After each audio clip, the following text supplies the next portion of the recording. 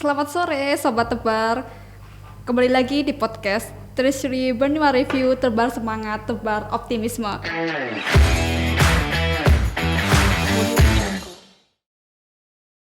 Kali ini bersama saya Adinda Anissa Elvirawati akan membawakan sebuah topik tentang peran pentingnya pegawai dalam mendukung kinerja organisasi.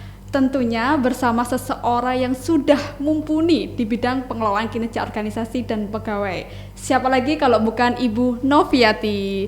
Selamat sore Ibu. Selamat sore Sobat Tebar. Bagaimana Bu kabarnya hari ini? Alhamdulillah baik. Siap. Sebelum memulai podcast kali ini, tentunya tidak enak kalau nggak ada pantun. Izinkan saya berpantun dulu ya Bu. Silakan. Menonton TV sambil makan bakmi, tak lupa untuk menambahkan cabai. Kembali lagi bersama kami untuk membahas kinerja organisasi dan pegawai. Oke. Nah Ibu, ngobrolin tentang peran pentingnya pegawai dalam mendukung kinerja organisasi. Apa sih yang membedakan antara pengelolaan kinerja pegawai dengan pengelolaan kinerja organisasi? Oke. Jadi Mbak Adinda, di Kementerian Keuangan gitu ya, untuk pengelolaan kinerja kita telah memiliki ketentuan dasarnya ya. Jadi pengelolaan kinerja di Kementerian Keuangan diatur dalam KMK 467 tahun 2014. Sedangkan di Direktorat Jenderal Perbendaharaan kita memiliki Perdirjen 241 tahun 2015. Nah, di Perdirjen tersebut dinyatakan bahwa pengelolaan kinerja organisasi adalah proses pengelolaan kinerja sampai dengan penilaian kinerja organisasi berdasarkan kontrak kinerja pemilik peta strategis ya. Sedangkan pengelolaan kinerja pegawai itu berdasarkan kontrak kinerja yang dimiliki oleh masing-masing pegawai ya. Kalau di kontrak kinerja pengelolaan kontrak kinerja organisasi, kita hasil akhirnya adalah nilai kinerja organisasi.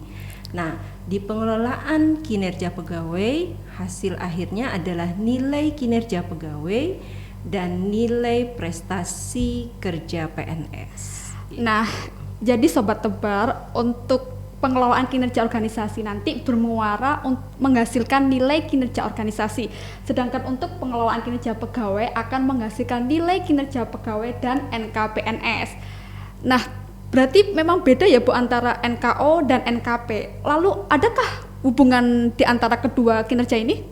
Ada, dan hubungannya itu sangat erat gitu ya. Siap. Jadi nilai kinerja organisasi tadi dinyatakan adalah berdasarkan kontrak kinerja pemilik peta strategis. Nah, pemilik peta strategis itu tidak mungkin mengejar target gitu ya sendiri.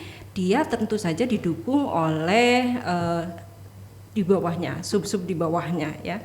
Misalnya untuk indeks kinerja utama hard kompetensi. Hard kompetensi. Ya, itu kan sebenarnya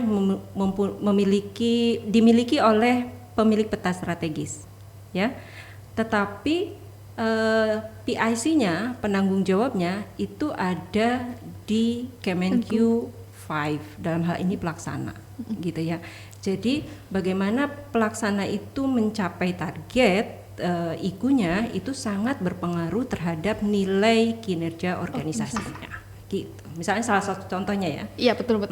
Jadi memang peran pegawai itu sangat penting dalam mendukung nilai kinerja organisasi ya Bu? Iya siap, betul. Oke.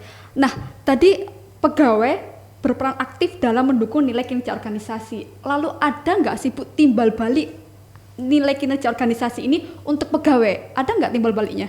Oh ya ada. Jadi gini, di Kementerian Keuangan gitu ya, kita memiliki PMK nomor 176 tahun 2018 itu terkait dengan mekanisme penetapan jabatan dan peringkat jabatan gitu ya. Jadi pelaksana itu dinilai, dievaluasi setiap tahun berdasarkan nilai evaluasi pegawai.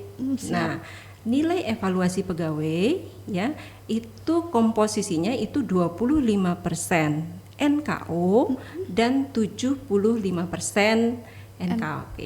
Ya, berdasarkan nilai evaluasi pegawai itulah kemudian ditentukan apakah pelaksana tersebut berhak mendapatkan atau menduduki peringkat jabatan di atasnya. Nah, siap Ibu. Berarti sangat erat sekali hubungannya. Maksudnya itu pegawai aktif dalam mendukung NKO, dan ternyata NKO juga mempunyai peran penting bagi pegawai untuk bisa mendapatkan jabatan yang lebih tinggi ya Bu? Iya.